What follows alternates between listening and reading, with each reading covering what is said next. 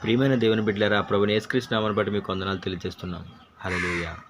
మన జీవితంలో ప్రతిదీ కూడా దేవుని యొక్క అనుమతి లేకుండా ఏదీ రాదు అనే విషయాన్ని గనక ఎవరైతే గుర్తించారో వారు కలవరపడరు. హల్లెలూయా. ప్రార్థన చేసుకుందాం. మహాపరిశుద్ధ తండ్రి, మీకు వందనాలు. ఈ ఉదయకాల సమయం నుండి మీరు ఇచ్చిన కృపను బట్టి మీరు మాకు అనుమతిస్తున్న ప్రతిదాన్ని మేము స్వాగతించుటకు కావాల్సిన శక్తిని, బలాన్ని, విశ్వాసాన్ని మాలో కలగజేసి ముందుకు నడిపిస్తారని యేసు నామమున అడుగుతున్నాం తండ్రి.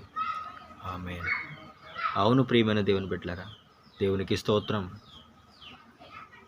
యోబు విషయంలో దేవునికి స్తోత్రం. వస్తున్న ప్రతి శ్రమ అది సాతాన్ని ఓడించడానికే తప్ప తన భక్తులను హింసించడానికే కాదు. దేవునికి స్తోత్రం. ప్రతి భక్తుని విషయంలోనూ కూడా అంతే. ప్రతి భక్తుని శ్రమ వెనుకాల దేవునికి స్తోత్రం హస్తం ఉంటుంది, జయం ఉంటుందండి. హల్లెలూయా. కానీ ఎవరైతే అవిశ్వాసంతో అపనమ్మకస్తులుగా కలవరపడిపోతూ ఉన్నారో వారు ముక్కలైపోతున్నారండి. హల్లెలూయా. కాబట్టి మన వ్యక్తిగత జీవితంలో దేన్నైనా సరే, ఎలాంటి అవమానమైనా, ఎలాంటి సంతోషమైనా, ఎలాంటి దాన్నైనా సరే, ఇది దేవుడు అనుమతిస్తేనే నా పైకి వస్తుంది, నా దగ్గరికి వస్తుంది, కాబట్టి నేను దేవుని చిత్తానుసారంగా దీన్ని మలుచుకుంటాను. దేవునికి స్తోత్రం. దేవుని చిత్తానుసారంగా నేను నడుచుకుంటాను అని మనం గట్టి విశ్వాసాన్ని, దృఢ విశ్వాసాన్ని కనుక మనం కలిగి ఉన్నట్లయితే మనం కదల్చబడమండి. హల్లెలూయా. చాలామంది కలవరపడిపోతారు. నేనేం తప్పు చేశాను, నాకే రావాలా, నాకే ఎందుకు ఇలా జరుగుతుంది, నా జీవితం ఎలా అయిపోతుంది ఏంటి, మా కుటుంబం ఎలా అయిపోతుంది ఏంటని చాలా కలవరపడిపోతూ ఆందోళన పడిపోతూ ఉంటారండి. దేవునికి స్తోత్రం. కాదు, నిజంగా హల్లెలూయా, నీవు దేవుని యొక్క హస్తాన్ని, దేవునిపై ఉన్న నీకున్న విశ్వాసాన్ని, అది నిజత్వాన్ని కనుక నువ్వు గుర్తించాలనుకుంటే ప్రతి దాన్ని, ప్రతి విషయాన్ని, ప్రతి శ్రమ అయినా, దుఃఖమైన, వస్త్రహీనత అయినా, ఆస్తి అయినా, ఐశ్వర్యమైన ఏదైనా సరే నీ దగ్గరికి వస్తున్నప్పుడు ఇది నన్ను ఓడించడానికా లేకపోతే నేను దాన్ని ఓడించడానికా?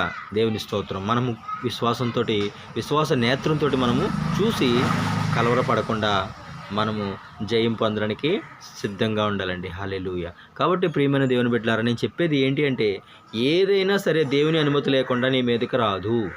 ఇది మాత్రం నేను నమ్మే సత్యం.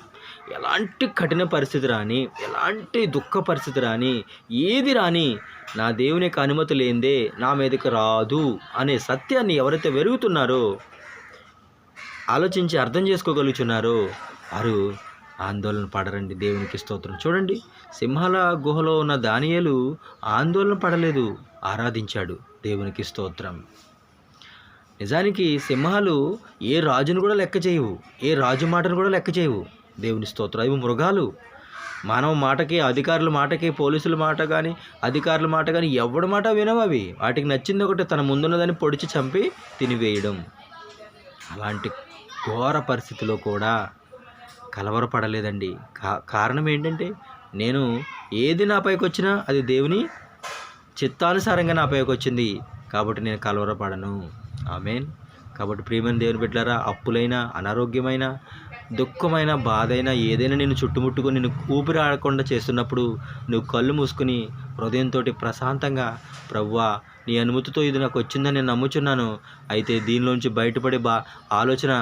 బయటపడే మార్గాన్ని కూడా నువ్వు నాకు అనుగ్రహించు ప్రభువా అని మనము సంతోషంగా ప్రభువుకు అప్పగించుకోవాలండి. హల్లెలూయా. కానీ మనం కలవరపడిపోతాము, మన చుట్టూ ఉన్నవారి మాటలు తీసుకుంటాము, మన చుట్టూ ఉన్నవారి అవమానాన్ని తీసుకుంటాము, మనము తలకిందులైపోతామండి. హల్లెలూయా. కాబట్టి కష్టమైన, దుఃఖమైన, దేనికి అయినప్పటికీ కూడా, ఏ అనుభవానికైనా దేవుని అనుమతి లేనిదే రాదు, ఏది జరగదు. మనకు అర్థం కాకపోవచ్చు. ఆ స్థాయి కలిగిన విశ్వాసం మనకు లేకపోవడం వల్ల మనం కలవరపడుతూ ఉంటాం అన్నమాట. కాబట్టి కలవరపడడానికి అవకాశమే లేదు. కాబట్టి ఏదైనా నా తండ్రి చిత్తమే, నా తండ్రి అనుమతి లేని నా దగ్గరికి రాదు. దేవునికి స్తోత్రం. కాబట్టి నన్ను నా దేవుడు సిద్ధపరుస్తున్నాడు అని మనం కనుక నడవాలి. ఇశ్రాయేలీయులను చూస్తే వారు నడవని ఏ మానవుడు, ఏ కన్ను చూడని ఒక రహదారి వెంబడ దేవుడు నడిపించినాడు. దేవునికి స్తోత్రం. అది వారికి కలవరంగా మారింది. హల్లెలూయా. అక్కడ ఉన్న అనుభవాలు వారిని కలవరాన్ని కలిగించినాయి. వారికి ఉన్న అనుభవాలు వారిని ఏం చేసినాయి అంటే వెనకకి తిరిగిపోవాలన్నట్టుగా నడిపించినాయి. దేవునికి స్తోత్రం.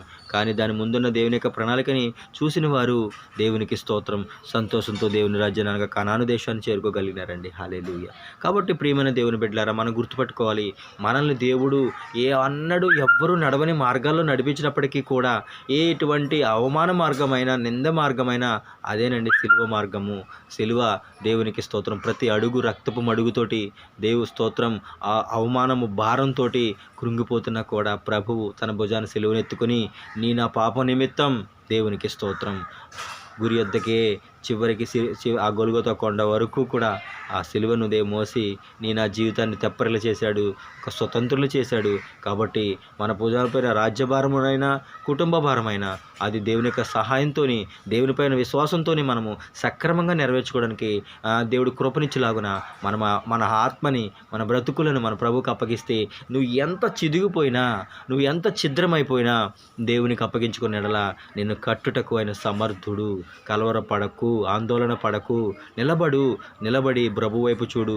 నీ యొద్దకు పంపించిన ఆ పరిస్థితి ఏదైతే ఉందో, నీ యొద్దకు పంపించిన సమస్య ఏదైతే ఉందో ఆ సమస్య వెనకాల దేవునికి హస్తం ఉంది. దేవుని యొక్క హస్తం ఉంది. నీకు విశ్వాసము, స్థిరమైన విశ్వాసము నువ్వు కలిగి ఉండి అది దేవుని యొక్క శక్తితో లేవనెత్తుటకు కృపనిమ్మని మనం అందరం ప్రభు నామాన్ని బట్టి వేడుకొని ముందుకు సాగిపోదాం. ఆమేన్.